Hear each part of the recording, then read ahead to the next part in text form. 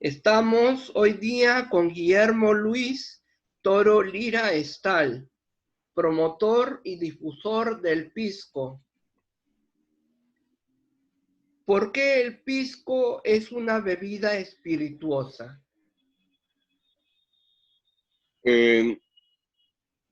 Bueno, es una bebida espirituosa porque es una bebida que ha sido destilada.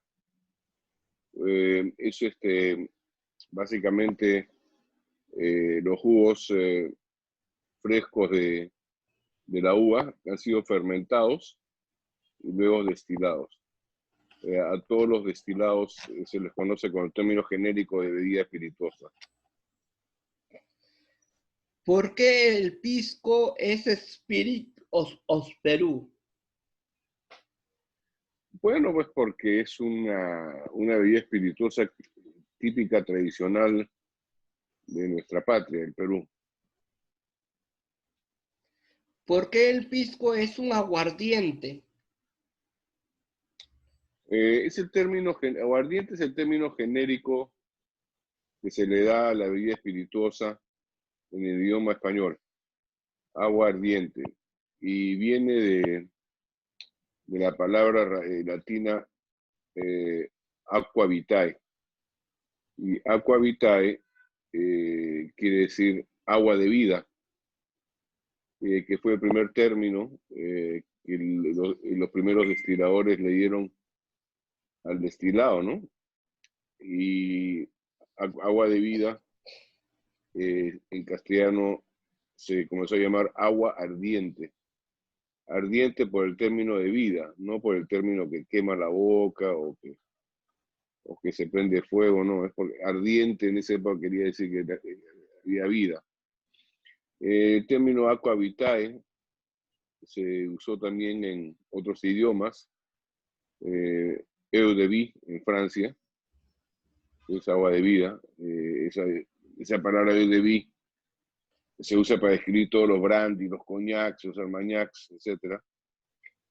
Aquavit, en otros idiomas nórdicos, vodka, que es agua, etcétera, ¿no? O sea que aguardiente es el nombre genérico del destilado en español. ¿Cuáles son las variedades de uva pisquera? Son 8, 4 aromáticas y 4 no aromáticas. Entre las aromáticas tenemos a la Italia, a la Moscatel, a la Trontel, a la Albía. Y en las no aromáticas a la Quebranta, Negra Criolla, Ubina y Mollar. Son 8. ¿Dónde se siembra la uva?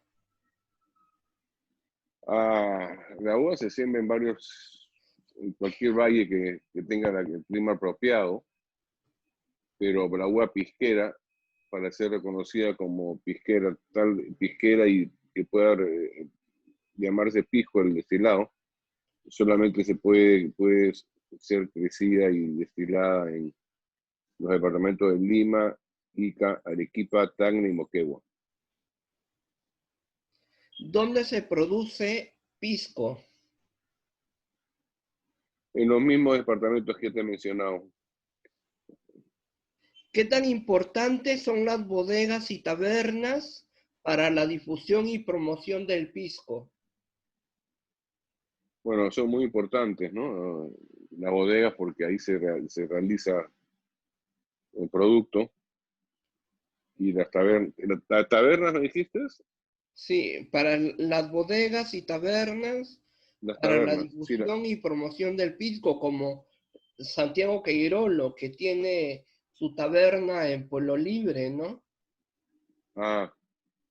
Bueno, sí, eso es un ambiente turístico, ¿no? Muy importante. Pero no indispensable, me parece, ¿no? Todas las viñas, todos los viñedos en Ica y en otros lugares tienen sus bodegas ahí adentro, ¿no?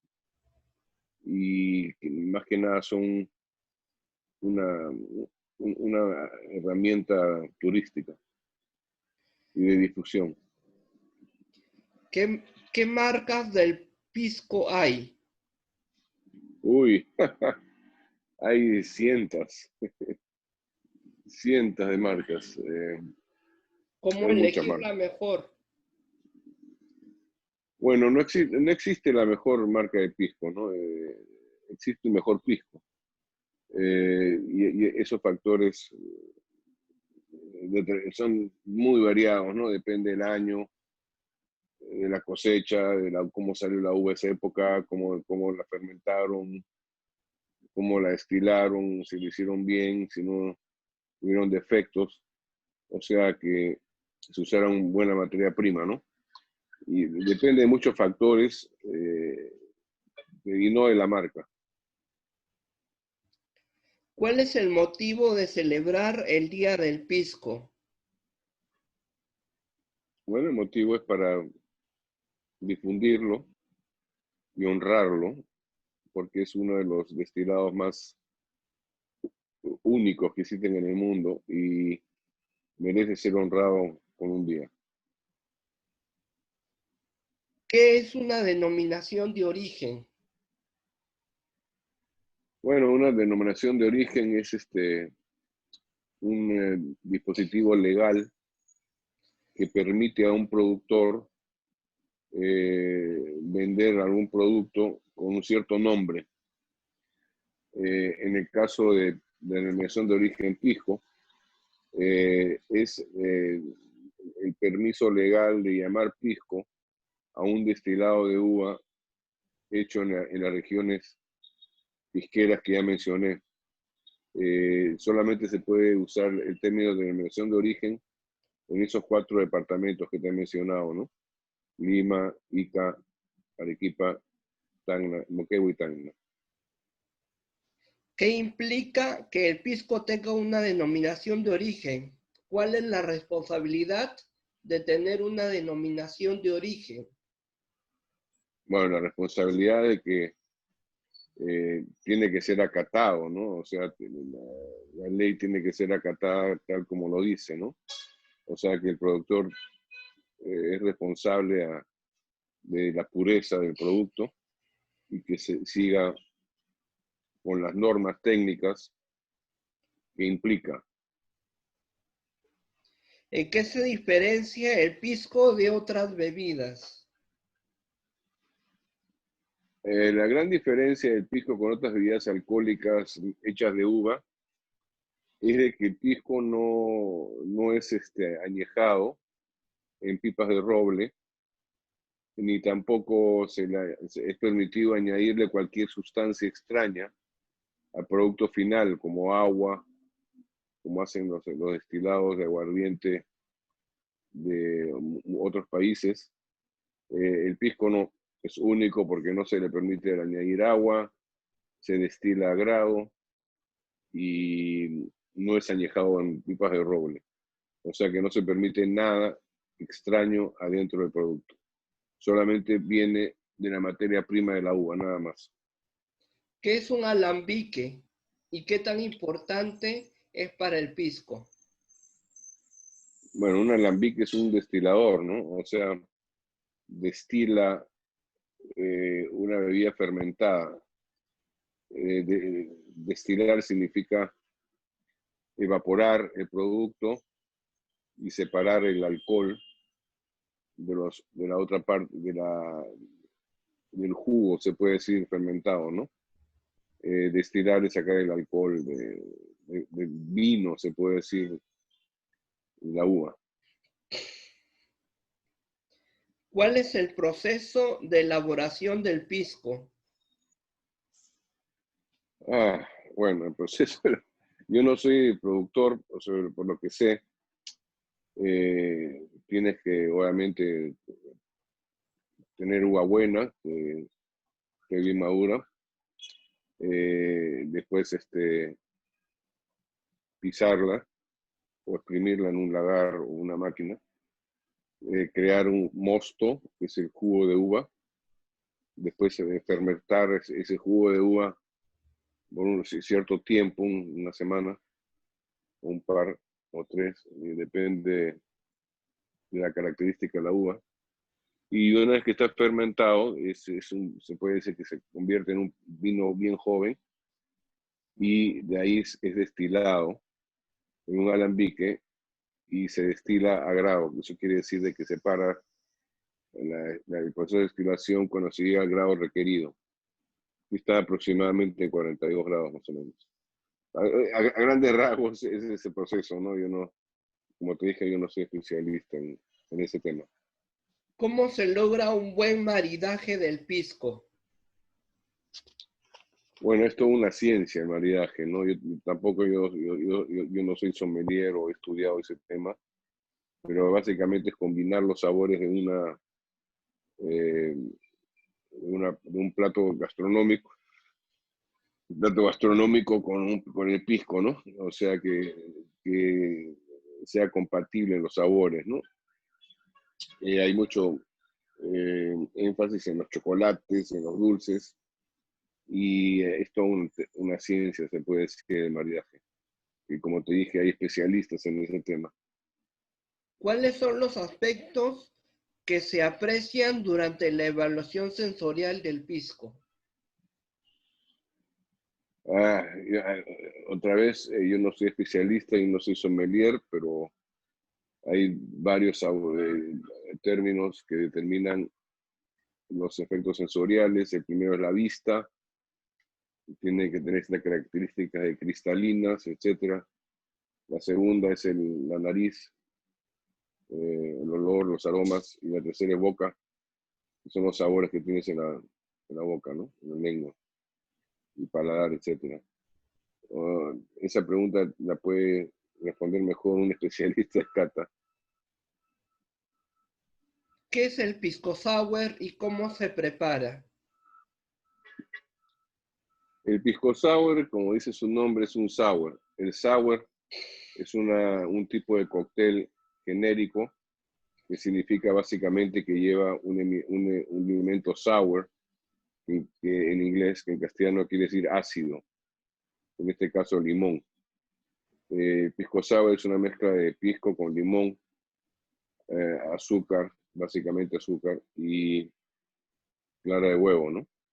Y se prepara mezclando usualmente 3 unidades de pisco con una unidad de almíbar de azúcar, con una unidad de limón, jugo de limón, y con un octavo, un cuarto de clara de huevo. Y lo mezclas con hielo, lo pones en una coctelera con hielo, lo agitas bien por 30 segundos, lo cuelas, lo sirves en una copa apropiada, le pones un par de gotas de jarabe de angostura, y ahí tienes un pisco sour. ¿Cómo apoya el CONAPISCO a la difusión y promoción del pisco? Ese tema yo no estoy involucrado porque yo no sé, como te dije, no soy productor, no soy distribuidor, no estoy en las ventas, o sea que no te puedo responder esa pregunta porque no he interactuado con Conapisco. ¿Cómo apoya el ANCOPISCO a la difusión y promoción del pisco? Esta pregunta es igual que la anterior. No estoy capacitado para responderla. ¿Cómo apoya a PEGA, la Asociación Peruana de Gastronomía, la difusión y promoción del pisco? Igual que la anterior. ¿Qué tan importante es la vendimia de Ica para la difusión y promoción del pisco? Es importante en el término de que es una festividad muy importante, tradicional de Ica y en general de todas las zonas donde se produce pisco. Y es más que nada un festejo para ese tema tan importante, y también una actividad turística importante para el comercio, ¿no? Y es algo tradicional y lindo de ver, ¿no? Es un evento que sucede una vez al año, que es la culminación de todo un año de esfuerzo, y por lo tanto una celebración a la naturaleza, que es muy importante y bella, ¿no? ¿Qué tan importante es Mistura para la difusión y promoción del pisco? Bueno, Mistura supongo que es importante porque eh, hace popular, hace festejo a la comida peruana, la gastronomía peruana, la difunde y el pisco es parte de nuestra gastronomía, o sea que es importante para la difusión, ¿no? Tanto de la gastronomía peruana como de todas sus bebidas, incluyendo el pisco. ¿Qué tan importante es la feria gastronómica Perú Mucho Gusto, últimamente realizada de manera virtual para la difusión y promoción del pisco? Bueno, de igual manera que Mistura, ¿no? O sea, es una, una empresa muy importante para difundir la gastronomía peruana eh, mundialmente, aunque sea de manera virtual, en estos términos de pandemia, nos tenemos que adaptar de la mejor manera. Y una de esas es hacerlo de manera virtual. Y es importante porque se difunde tanto a la gastronomía peruana como al pisco. ¿De qué manera se puede trabajar de manera individual o grupal para llegar a difundir y promover el pisco? No sé la manera exacta, pero debe ser, en mi opinión, debe ser una manera grupal, no individual. Eh, una de las deficiencias que tiene la industria pisquera peruana, en mi opinión, es de que es muy individualizada. No hay un ente estatal o privado que agrupe a todas las marcas o instituciones y para preparar un frente común de distribución internacional. Yo tengo entendido que actualmente todas las empresas lo hacen por su cuenta, de manera individual, y me parece que es una repetición y mucho gasto de recursos, los cuales se podrían hacer más eficientes si se hace de manera grupal. ¿Qué tan importantes son los concursos y certámenes nacionales para la difusión y promoción del pisco? Son importantes porque se determinan cómo ha sido la producción de pisco ese año, ¿no?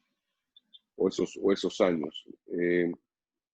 Permite catalogar la vasta cantidad de piscos que están en el mercado de una manera ordenada y catalogada para que el cliente sepa cuáles son los mejores piscos que salieron ese año. Ahora hay que tener en cuenta que no todos los piscos compiten, o sea que hay que tener cuidado, ¿no? De determinar eso. Pero son importantes porque te da un filtro de cuáles son los piscos que han salido bien ese año o esa temporada. ¿Hay algún consejo regulador? ¿Cómo apoya el consejo regulador al pisco? Tengo entendido que existe un consejo regulador, pero que están teniendo problemas de organización. El extento de estos problemas no los conozco, pero me parece que debería haber un consejo regulador, ¿no? Como lo ha habido, y no sé el estado actual. No entiendo lo que está pasando. ¿Qué tan importante es DIGESA para el control de calidad, la comercialización, la difusión y promoción del pisco? Eh, si te refieres a Digesa como repito, yo no soy productor, yo no estoy metido en este asunto, pero asumo que Digesa está relacionado con las normas de salubridad, si no me equivoco. Sí. Ya. Es extremadamente importante. O sea, la salubridad, las normas sanitarias que deben ser seguidas son extremadamente importantes para proteger al consumidor de potenciales riesgos tóxicos que pueden haber al beber el pisco, ¿no? Si este no ha sido manufacturado de una manera sanitaria. O sea que me parece que es importante. ¿Qué actividades y acciones se realizan para combatir al pisco ilegal? Esa parte tampoco la he trabajado mucho, pero asumo que Indecopi, como protector de las denominaciones de origen y las normas técnicas, tiene sus técnicas y procedimientos para determinar que los piscos sean originales y no estén adulterados. Supongo que ellos tienen un sistema de detección y el cual considero importante, ¿no? Porque es muy malo para los que fabrican pisco original, es muy malo para ellos porque compiten con un producto que no es pisco, lo llaman pisco y es mucho más barato, y eso es muy malo para ellos, ¿no? Y es malo en general para la industria pisquera porque va en contra de los que fabrican el pisco original. ¿Qué platos de comida incluyen pisco? Uy, ¿te refieres como ingrediente? Sí. Como ingrediente. Uy, no sé cuál tiene pisco. Yo no soy cocinero, no conozco ninguno que tenga pisco. A lo mejor un pastel, ¿no? Una esponja en vez de ron yo le pondría pisco, ¿no? Pero a mí me gusta tomar el pisco con ceviche, aunque no creas. Con ceviche al costado. ¿Y la Pero, chocoteja? La chocoteja con pasas borrachas. claro. Sí, me has hecho acordar, los bombones de pisco, claro. Los bombones que llevan pisco adentro. Sí. Muy buenos, sí. Sí. Pero en cuanto a un plato de comida, sí, no conozco ninguno que lleve pisco, que yo sepa. Porque si lo pones a calentar se evapora el pisco, el alcohol, ¿no? ¿Se evapora? Claro, se evapora Mm. el alcohol. ¿Cuál es la razón de ser de usar al pisco como aperitivo? Bueno, primero porque te abre el apetito, ¿no? O sea, en general toda bebida alcohólica tomada con mucha moderación antes de la comida te abre el apetito. Y también abre las puertas sociales de la reunión. ¿En qué países se consume pisco? Fuera del Perú, se consume la gran mayoría en Estados Unidos primero, después en Chile, o creo que en Chile primero, después Estados Unidos, no sé cuál se consume más, pero luego se consume una relativa cantidad grande. Sin embargo, en Chile no lo venden como pisco, lo venden como aguardiente de uva. Sin embargo, en Estados Unidos lo venden como pisco. Y creo que Europa está en segundo, creo que en España, Alemania, eh, y creo que otros países de Sudamérica está comenzando, como Colombia, pero no tanto como en Estados Unidos. Estados Unidos es el número uno. ¿En qué regiones del Perú se consume más pisco? Ay, ahí me agarraste, no sé. Supongo que será Lima, ¿no? Por la cantidad de población que hay, ¿no? O sea, supongo que será en Lima, pero no sé. ¿Qué tan importante es el pisco para la marca Perú? Muy importante, porque el pisco es uno de los contados con el dedo, bueno, con la mano y los pies, productos netamente peruanos, ¿no? Como el cajón peruano, la marinera, el mate eh, burilado, el mate burilado, los la piedra retablos de ayacuchanos, Copanga. todo es eso, ¿no? O sea, es algo peruanísimo y está ahí arriba con todos esos íconos peruanos tan importantes. La cerámica de Chulucanas, La cerámica de Chulucanas, exacto, la papa del Valle de Urubamba, etcétera. ¿qué promotores del pisco hay? ¿O qué promotores del pisco se pueden reconocer y recomendar? Ah, no, promotores estatales, creo que está Prom Perú, promotores privados, está cada compañía que, como te dije, no hay una unión centralizada, está más que nada cada uno por su lado. Ahí existen los apasionados ¿Y los del pisco. apasionados quiénes son? Hay varios, ¿no? Que se dedican a esto. Yo soy uno, por ejemplo, que me gusta la parte histórica, la parte de tradición histórica, más que nada. Y eso sirve un poquito para ¿cómo se llama? La promoción. Pero en cuanto a comercio, hay muchos distribuidores que se encargan de ese tema, ¿no? Pero como te dije, desgraciadamente no hay un esfuerzo unificado. ¿Por qué el pisco siempre será la bebida de bandera favorita de los peruanos? Wow, eso porque, bueno, como es uno de los íconos tradicionales peruanos, como hemos comentado en una pregunta anterior, con el cajón, con con la marinera, con todos los íconos peruanos, el pisco es parte crucial, entonces, y por tanto muy importante para la identidad peruana, ¿no?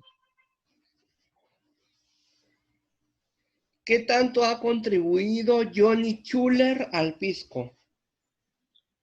Mucho. Johnny es uno de los primeros, si no el primero, que se dio cuenta que existen piscos extraordinarios, ¿no? En una época en que el pisco no era muy bien visto.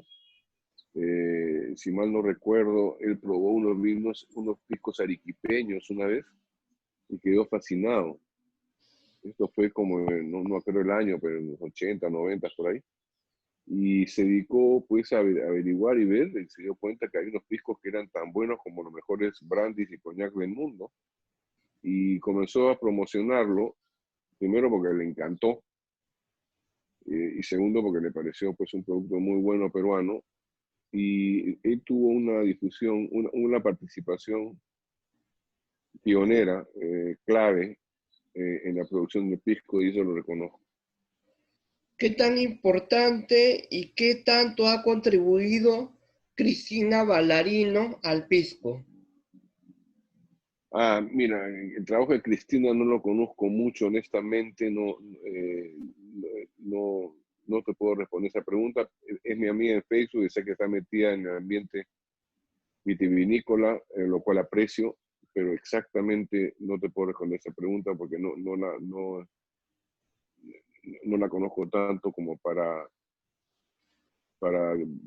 hablar acerca de su trabajo.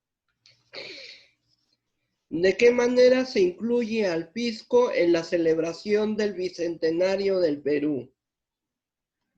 Ah, no sé cómo lo van a hacer. Yo no estoy metido mucho en este tema, pero estoy seguro que hay gente que está planeando algo bonito eh, ¿Por qué y incluir poniendo al a pisco. pisco en la celebración del Bicentenario? Ah, porque es un ícono peruano, ¿no? Es algo, uno de los productos netamente peruanos que tienen que ser agradecidos en el Bicentenario de la República. Así como agradecemos nuestra identidad por 200 años de independencia, tenemos que agradecer a nuestros productos íconos, siendo el pisco uno de ellos. ¿Cuál es la historia del pisco? ¿Desde qué época se remonta? Bueno, el pisco se remonta pues desde el momento que se trae la uva al Perú, ¿no? Eh, Como mucha gente sabe, no existía uva en territorio sudamericano, uva vitis vinífera. Existían otro tipo de uvas en Norteamérica y en la zona de Colombia, que no eran viníferas, pero eran vitis. Y era un tipo de uvas, pero no era muy buena para hacer vino, ni bebida alcohólica. Entonces, el primer paso fue la importación de vitis vinífera de España. Y en ese aspecto, en esa etapa, una persona que resaltó por ser el primero en traer la uva fue Hernando de Montenegro, un villanoense, o sea, eso quiere decir de Villanueva de la Torre, en Castilla. Trajo uva al Perú y la plantó en Lima. Y de ahí se expandió la uva al resto del Perú y el resto de Sudamérica entre 1538 y 1556. En ese periodo de tiempo se esparció la uva a Sudamérica. Esa uva es la que conocemos ahora como negra criolla. Con el tiempo se expandió tanto que se llegó a producir vino. Es el segundo paso. El primer paso, la importación de uva. El segundo paso, la producción de vino. Y se comenzó a producir en cantidades increíblemente grandes, tanto en Ica como en Arequipa. Arequipa primero, pues Ica. En Tacna, Moquegua, se comenzó a producir una cantidad increíble de vino. Y hubo un momento pues de que había tanto vino y el mercado no se daba abasto, que los productores de vino comenzaron a exportarlo afuera del Perú. Llegaron a Panamá, que en esa época ya pertenecía, creo, al Virreinato de Nueva España, al Virreinato de Nueva España, ¿ya? Y porque había tanta producción, ¿no? Y el gobierno español se dio cuenta pues de que el vino peruano era de alta calidad y estaba compitiendo con el vino español, que llegaba mucho más barato a la zona de México a través del puerto de Veracruz.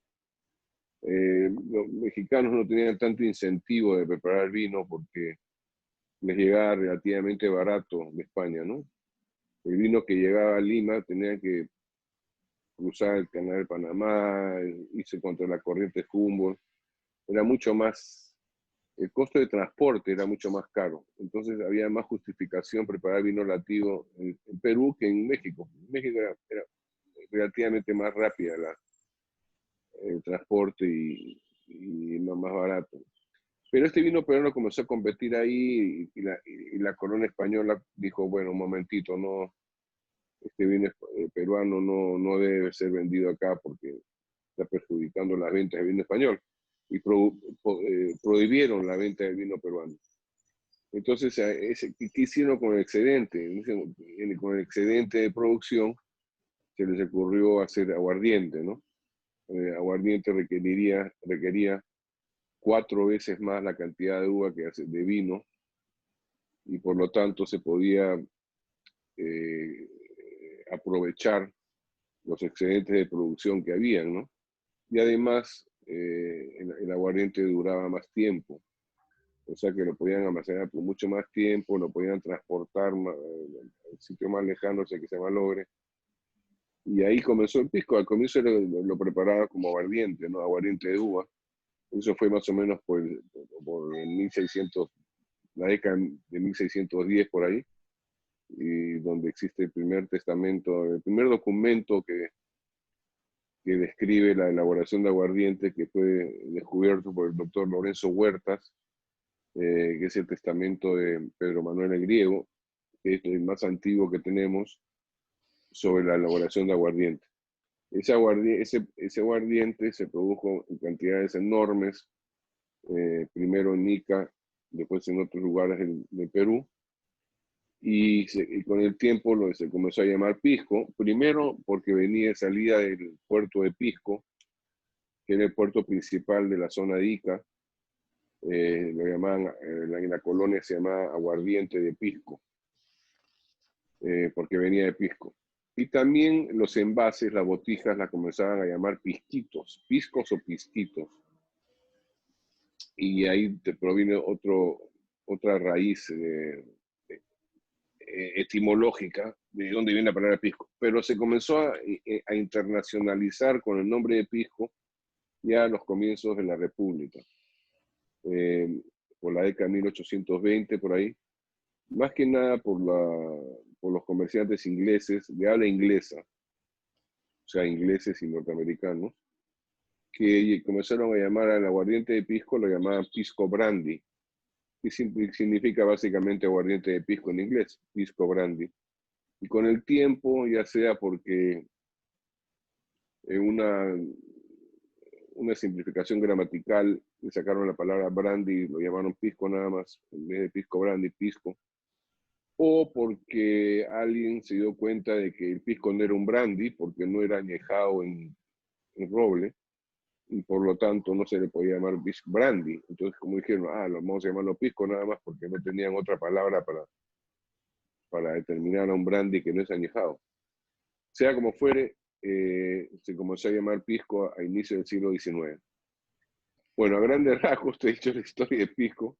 Esta es la pregunta más larga, pero creo que es la más exacta con respecto a todos los conocimientos que hemos recompilado todos los historiadores hasta ahora. ¿Cuál es el legado de Pedro Manuel el Griego en relación al pisco? Es fabuloso, como te mencioné,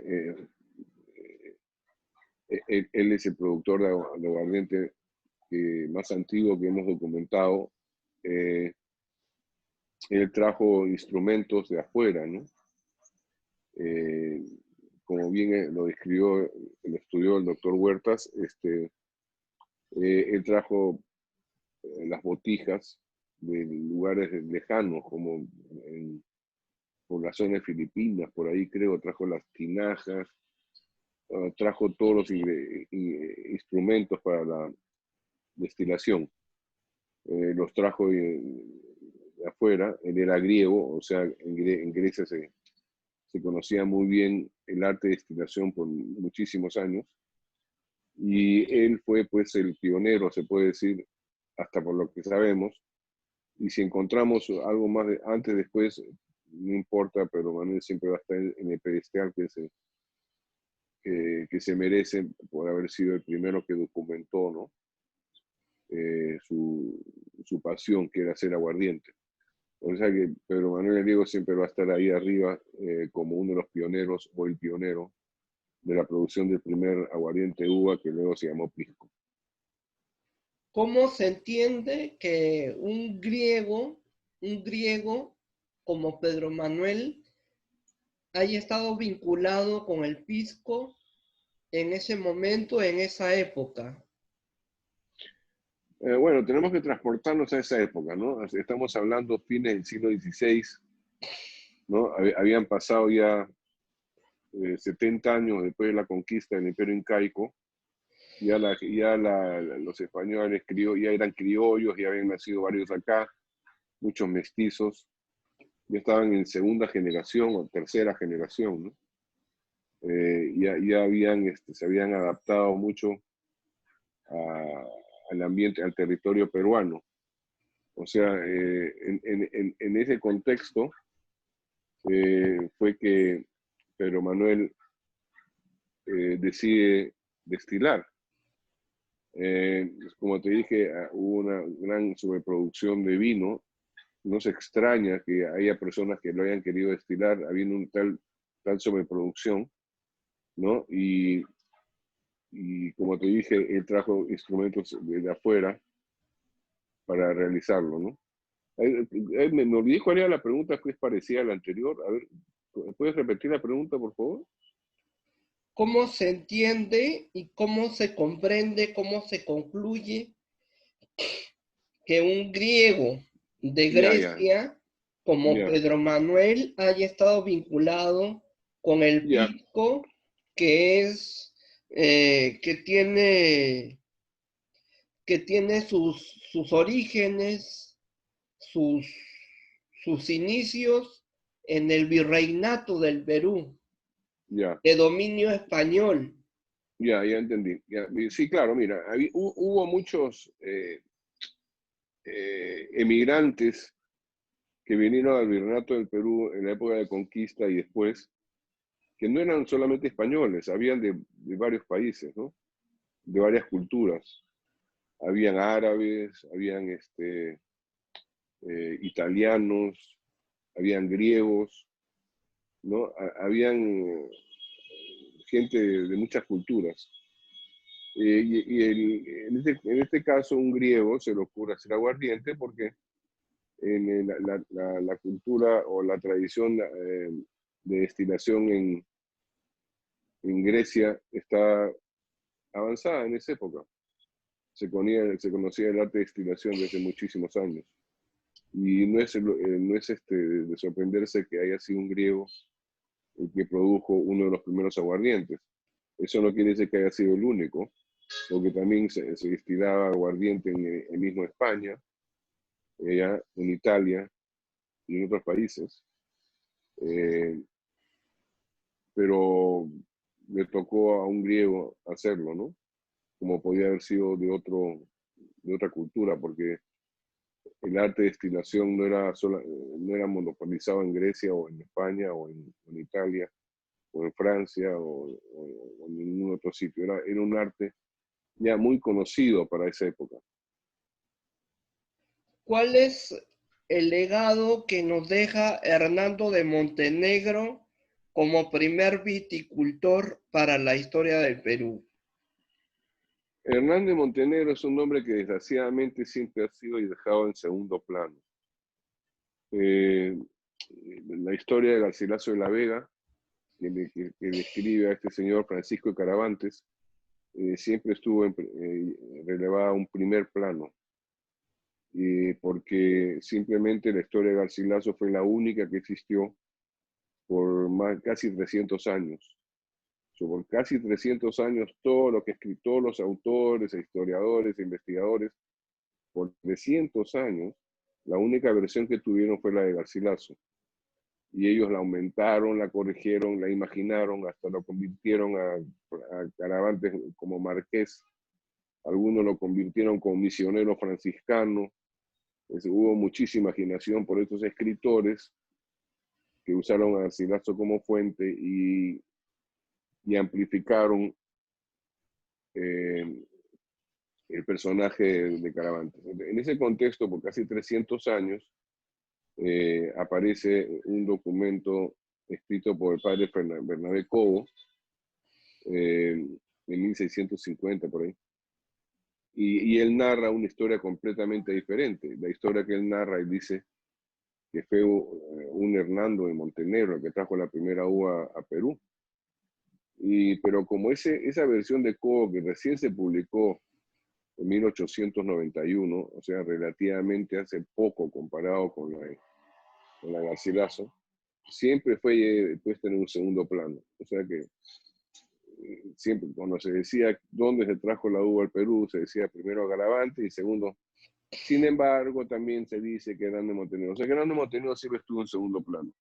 Ahora, con los documentos que yo tuve la suerte de encontrar, que verifican 100% la versión de Cobo, que Hernández Montenegro efectivamente fue el primer viticultor de Perú, tenemos que poner a Hernández Montenegro en el pedestal que se merece. Tenemos que subirlo al primer puesto y dejar la versión de Garcilaso en segundo, porque simplemente Francisco Caravantes no existió. No existe ningún documento en España o en el Perú que verifique o que dé la insinuación de que existió un hombre llamado Francisco Caravantes. No existe ni un documento. Sin embargo, de Hernando Montenegro existen muchísimos documentos. Esa persona sí existió, fue alcalde de Lima 2 veces, una vez en capacidad honoraria, tuvo familia en Lima, tuvo una encomienda, está totalmente documentado hasta inclusive está documentado por testigos que plantó la primera uva. O sea que no hay lugar a dudas que Hernández Montenegro fue el primer viticultor y tenemos que ponernos arriba en el pedestal que se merece y sacarlo de ese segundo plano que siempre lo hemos tenido. ¿Por qué Hernando de Montenegro es pieza clave en la celebración del Bicentenario con relación a la industria del pisco? Bueno, no sé si va a ser persona clave en el Bicentenario, no sé si se está desarrollando una festividad para honorarlo a él del Bicentenario, pero debería serlo, ya que, como te dije, es una persona que comenzó, se puede decir, la industria vitivinícola peruana, y entre ellas el pisco, obviamente, y es una persona clave que debería ser reconocida y honorada en el Bicentenario. Me encantaría que sea honorado de la manera que se merece. ¿Qué tanto ha contribuido Lorenzo Huertas al pisco y su cultura? Oh, de una manera monumental. Don Lorenzo, como te dije, fue el primero que encontró el testamento de Pedro Manuel Diego. Ha escrito libros que son la Biblia, se puede decir, acerca de la historia de la viticultura peruana y el pisco, ¿no? Su contribución es enorme y está plasmada en muchos libros que son de lectura obligada. ¿Cuál es la historia del pisco sour? ¿A qué época se remonta la creación del pisco sour? Bueno, como te dije antes, una pregunta parecida de Pisco Sour es se cataloga entre la clasificación de sours. Y los sours son antiguos, vienen hasta el principio del siglo XIX. Había sour de gin, sour de brandy, sour de rum, sour de whisky. ¿Ya? Es una mezcla totalmente conocida. Y a alguien se le ocurrió ponerle pisco y llamarlo pisco sour. A la primera persona que se le ocurrió ponerle pisco, hay debate. Hay debate en este momento. Pero a la primera persona que lo llamó pisco sour, no hay debate. La primera persona que lo llamó pisco sour es Victor Morris. Y lo vendió en su bar de Morris, localizado en la Girón de la Unión, en la calle Bosa. Él lo popularizó su versión de pisco sour, que casi seguramente no es la misma versión que la que tenemos ahora, pero fue el primero que lo llamó pisco sour. Eso sí, no hay lugar a dudas. Y el pisco sour se evolucionó después. Él falleció en 1939, si mal no recuerdo, y los bartenders que trabajaban en su bar se fueron a trabajar a varios otros sitios, como al Hotel Mauri, al Hotel Bolívar, al Hotel Country Club y a varios otros lugares, y ellos fueron los que llevaron el pisco sour a otros lugares y se evolucionó. El pisco sour se evolucionó y con el tiempo llegó a tomar la fórmula de hoy día. Uno de los grandes candidatos para llevar la distinción de crear el pisco sour actual es Mario Brugget. Mario Brugget fue un discípulo de Victor Morris, uno de los discípulos de Victor Morris, que perdón, disculpa un momentito. Yeah. Se prendió, mira, y puso a poner música. Que él muy probablemente fue el que terminó cambiando los jarabes que preparaba Victor Morris por la simple clara de huevo.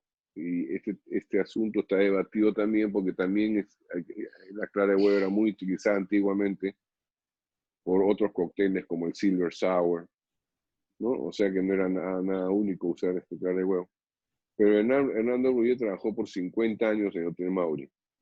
Y ahí él preparó el pisco sour, que el Hotel Mauri fue reconocido como otro de los focos de invención del pisco sour, ¿no? O sea que Mario Bruyet conecta los lugares, conecta el bar de Morris con el Hotel Mauri. O sea que el pisco sour es una evolución de varias personas, no es una sola persona. Como te dije, el pisco sour el tema sour es ancestral. Hasta existe hay un diccionario español de 1730, creo, en que sale ponche. Te vas a la definición de ponche y sale algo así como bebida diluida con aguardiente, limón y azúcar, ¿no? Estamos hablando de 1730. Y ahí está la clave del pisco sour también, limón, aguardiente y azúcar. En esa época le ponías aguardiente de pisco y tenías un pisco sour básico, ¿no? No tenías la cara de huevo, pero o sea que esa mezcla es ancestral. Ahora, atribuírsela a una sola persona es bien difícil, ¿no? Pero como repito, el primero que usó el nombre pisco sour, no hay lugar a dudas, fue Víctor Morris. ¿Por qué el Hotel Bolívar fue el lugar preferido por los comensales y bebedores? ¿Por qué el Hotel Bolívar durante años tuvo el mejor pisco sour de Lima y del Perú? Gracias por esa pregunta. El Hotel Bolívar fue construido en la década de 1920, justo durante el apogeo de Bar Morris. El Bar de Morris tuvo su apogeo en 1925. Eso lo sabemos por los comentarios que existen en el famoso registro de firmas que tuvo el bar, que tuve la oportunidad de analizar y estudiar. Por los comentarios se puede llegar a la conclusión que tuvo un apogeo en 1925. Ese coincide con la construcción del primer Hotel Bolívar. El Hotel Bolívar inicialmente tenía 2 pisos, 3 pisos, no me acuerdo. Era más uno o 2 pisos menos que lo que tiene ahora. Y fue el hotel más moderno de todo el Perú cuando fue construido. Siendo ese hotel el más moderno del Perú, atrajo a la gente más famosa del extranjero, ¿ya? A Lima. Ahí se hospedaban. Ava Gardner, John Wayne, todas esas personas que venían a Lima, ya se quedaban en ese hotel. Y como te dije, varios bartenders, cuando se cerró el Bar Morris, unos se fueron al Mauri, otros se fueron al Bolívar. ¿Ya? El Mauri era un hotel antiguo. ¿Ya? El Mauri era un hotel antiguo, tradicional peruano, que era el favorito de los peruanos limeños, pero no de los extranjeros. Los extranjeros preferían el más moderno, el avant-garde de esa época, que era el Hotel Bolívar. Y por eso el pisco sour del Hotel Bolívar se hizo más famoso internacionalmente. Fue cuando fue alabado por gente, por artistas, escritores, políticos, diplomáticos, etcétera, ¿no? Y por ese alabo internacional es que se hace el Hotel Bolívar más famoso que los demás. Incluso en 1930 y algo, no me acuerdo el número, tengo un artículo escrito en mi página web, acerca de la Conferencia Panamericana de Lima. Lima fue el centro de una conferencia panamericana que vinieron todos los países americanos a una conferencia que fue muy importante en esa época y puso a Lima en primer plano americano. Lima salió pues en el primer plano en los periódicos de toda América, incluyendo Estados Unidos, ¿no? Brasil, todos los países. Y Lima fue el centro, el foco. Y uno de los temas turísticos y anfitrión que se usó fue el pisco sour del Hotel Bolívar. Inclusive la delegación americana se hospedó en el Hotel Bolívar. Y se escribió mucho el famoso pisco sour de Lima, por toda la gente que se había hospedado en ese hotel. Y sus palabras fueron reproducidas en artículos de periódico. Y existen muchos artículos de periódico que alaban al pisco sour del Hotel Bolívar, ¿no? Y otra de las características que tuvo el Hotel Bolívar en la difusión de pisco sour fue la creación del famoso catedral, de la famosa catedral. La catedral básicamente era un pisco sour doble, ¿no? Es una cantidad mayor de pisco sour. Y esa invención fue, sin lugar a dudas, si no está disputada en el Hotel Bolívar.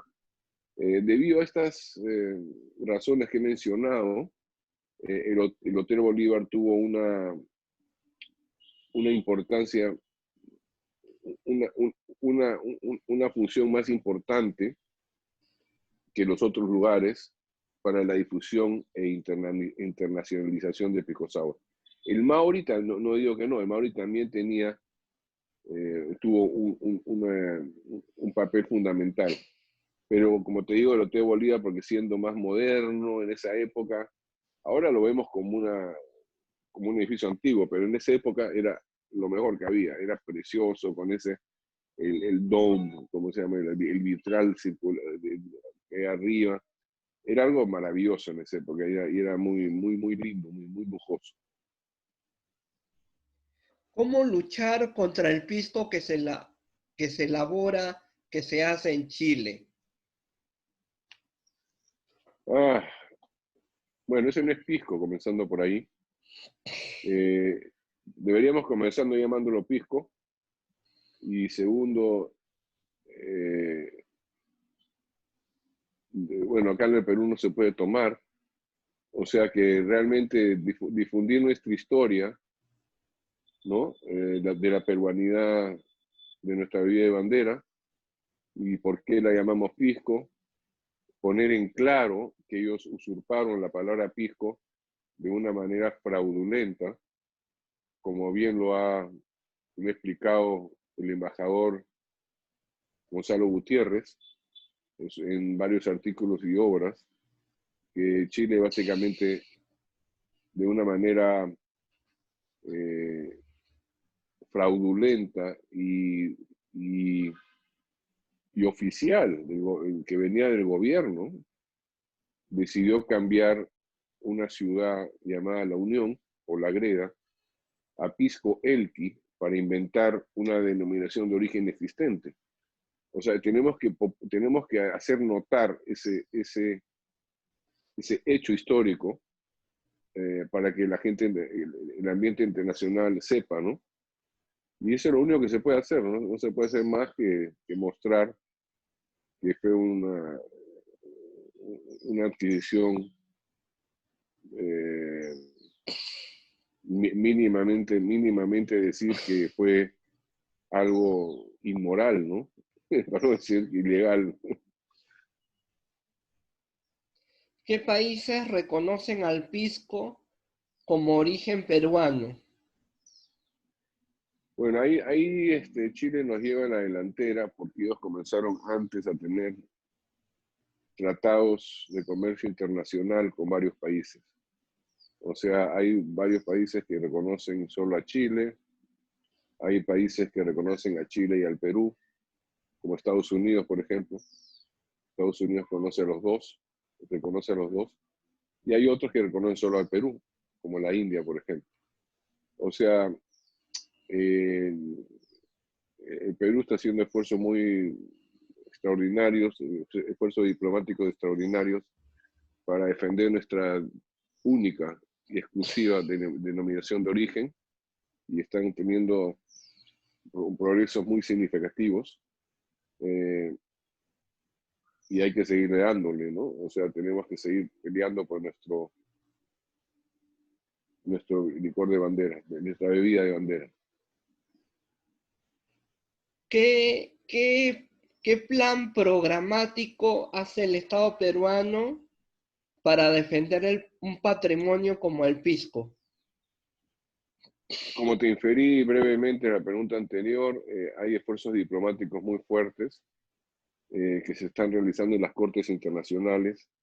Como por Bueno, ejemplo, no cortes internacionales, pero cortes en cada país. Por ejemplo, en la India, en China, se están realizando de manera enfocada en cada país, ¿no? Para lograr tratados de comercio en los cuales se reconozca la exclusividad del nombre pisco peruano. Se están realizando esfuerzos actualmente, como te dije, en India y en China.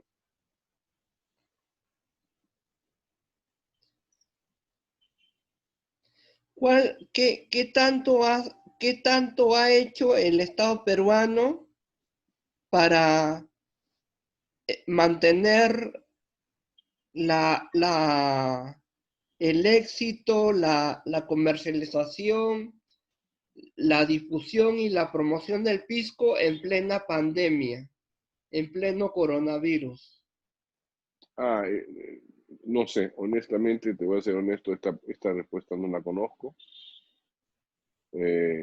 No sé lo que ha hecho el gobierno peruano para proteger o distribuir al pisco durante la pandemia. No te puedo responder esa pregunta. ¿Cuáles son las razones de fuerza que sostienen que el pisco es peruano? Bueno, hay varias, ¿no? La primera y más importante es que tenemos el lugar llamado Pisco, el puerto de donde se exportaba el aguardiente. O sea, esa es una prueba irrefutable de una denominación de origen. Ya. ¿Qué tanto ha afectado el coronavirus a la industria del pisco? Tengo entendido, por lo que me han dicho, de una manera enorme. ¿Cómo así? Las, las ventas han bajado enormemente. Eso es lo que he escuchado. Hasta el 25% creo que he escuchado de que se han bajado las ventas. ¿Qué tanto ha servido el protocolo de sanidad y salubridad a la industria del pisco? No sé, honestamente, Freddy, no sé.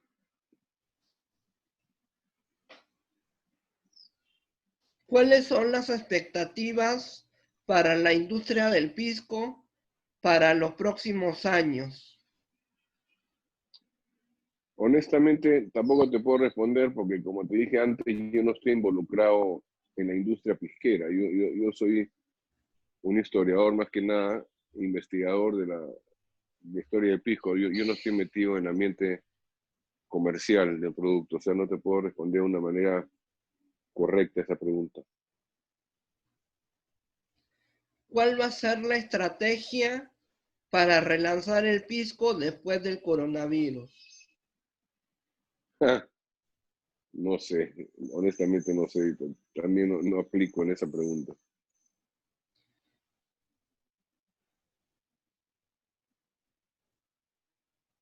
Bien. ¿Y qué promotores del pisco de manera individual, de manera personal conoce usted? Wow, muchísimos. ¿Podría Lo prom- nombrarlos? claro, en Estados Unidos, específicamente en San Francisco, California, el primero que fue Carlos Romero, productor de Pisco Campo de Encanto, que fue el pionero de la introducción de pisco en San Francisco, California, en California en general. Otra persona que puedo mencionar es a Diego Loré Mola, productor de Barsol, que él hace un trabajo espectacular en cuanto a la difusión de pisco, no solo en Estados Unidos, pero a nivel mundial. Él reside en Connecticut, es el este de Estados Unidos. La otra persona que puedo mencionar es Melanie Asher. Melanie Asher es peruana y vive en la zona de Washington, D.C. Ella produce el pisco Machu Pisco, el cual es vendido casi exclusivamente internacionalmente en Estados Unidos. Creo que en el Perú no lo vende. Y ella es una promotora espectacular en la zona este de Estados Unidos. Inclusive ha logrado de que creo que Hillary Clinton tome pisco. No sé. Después tenemos obviamente a Johnny Schuller, ¿no? Que él, aunque está centrado en Lima, él promueve internacionalmente el pisco por todos los países. A ver qué más se me ocurre. Lili ¿Estás hablando, Monasterio, ¿estás hablando internacionalmente o nacionalmente? nacional, internacional. Hay muchísimo. Lili Monasterio es espectacular con respecto a su a la etnología ¿no? y la capacidad técnica y profesional que tiene. Bueno, el Matías Grados, el pisco Cholo Matías, de Ica, él tiene uno de los mejores piscos iqueños y promueve mucho al pisco. Ahora últimamente ha sacado unas botellas con realidad aumentada. Eso quiere decir de que tú agarras tu teléfono, baja la aplicación, una aplicación que él ha desarrollado, la pone frente a la botella, la cámara la identifica y aparece un cómic. En el aire aparece un cómic que puedes leer. Una idea espectacular de promoción que ha tenido Matías. Bueno, no me quiero olvidar, conozco a todos, mira, todos los productores, conozco a casi todos los productores de pisco de Perú y todos merecen ser mencionados. Desgraciadamente ya a mi edad no puedo mencionar a 20 personas, ya no me acuerdo y no he estado preparado para sentarme y comenzar a escribir esto y sacarte una respuesta más correcta, más coherente. Estoy seguro que me he olvidado de alguien, pero hay muchas Ángel personas. Custodio, Ángel Custodio. También Ángel Custodio, eh, eh, muchas personas, ¿no? Que están involucradas en este asunto. Jaime Reategui. Jaime Reategui también, por supuesto. El equipo de Perú Vino, que están haciendo, que han realizado, están haciendo una promoción espectacular del vino peruano. El vino peruano está teniendo un renacimiento, se puede decir, ¿no? Con uvas patrimoniales, uvas típicas europeas también. El equipo de Perú Vino de Pedro Cuenca,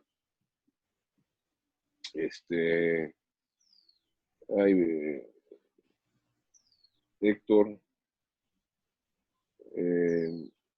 me hace quedar mal porque me olvido los nombres. Y Jonathan Serrano, ya toda esa gente de Perú Vino. Después David Espinosa. Sí, toda esa gente que estás mencionando, a ver si me las mencionas todas. David Espinosa, Ray Luján Soria, Juan Carlos Palma. Sí, todos son mis amigos de Facebook y todos nos relacionamos, ayudamos y nos reconocemos. Juan Carlos Palma, me acuerdo de que por ser profesor de la Universidad Agraria y que hace investigaciones en cuanto a la destilación, que está en el grupo de Cecibel Sánchez, que también es una gran promotora de piscos y tacos. y toda esa gente que está metida en el rubro. Los conozco a todos y todos están desarrollando un trabajo muy, muy bueno, ¿no? Y de cooperativo, ¿no?